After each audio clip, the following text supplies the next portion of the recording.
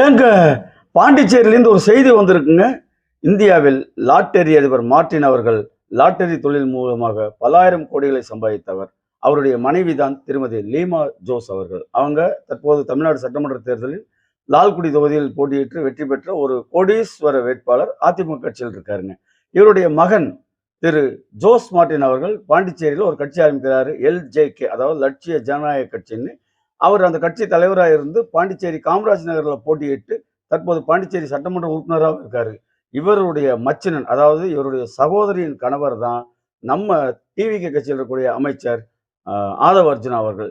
இப்போ சொந்த மச்சினன் மேல ஒரு குற்றச்சாட்டை வச்சிருக்காரு ஜோஸ் மார்ட்டின் பாண்டிச்சேரியிலிருந்து. அதாவது ஆதவ அர்ஜுனாவை தொடர்ந்து கண்காணியுங்கள், அவர் கொள்ளையடிப்பாரு, கமிஷன் வாங்குவாரு, இல்லைன்னா அவரை தொடர்ந்து கண்காணிக்காவிட்டால், அவர் மீது ஒரு கண் வைக்காவிட்டால் அவர் அரசாங்கத்திற்கும் கட்சிக்கும் ஆட்சிக்கும் மிகப்பெரிய தலைகுனிவை ஏற்படுத்திடுவார்னு சொல்லி பகிரங்கமா போட்டு உடைச்சிருக்காருங்க மீடியாக்கள்ல. இதை நமது முதலமைச்சர் திரு விஜய் அவர்கள் கொஞ்சம் கவனத்தில் கொள்ள வேண்டும். என்ன கேட்டா, நேற்று நீங்க பதவியேற்கும் போது ஊழல் செய்ய விடமாட்டேன், ஊழல் செய்யவும் மாட்டேன், என்னோடு சேர்ந்தவர்களையும் நான் ஊழல் செய்ய விடமாட்டேன் அப்படின்னா அங்க ஏதோ ஒரு விஷயம் இருக்குன்னு அர்த்தம்.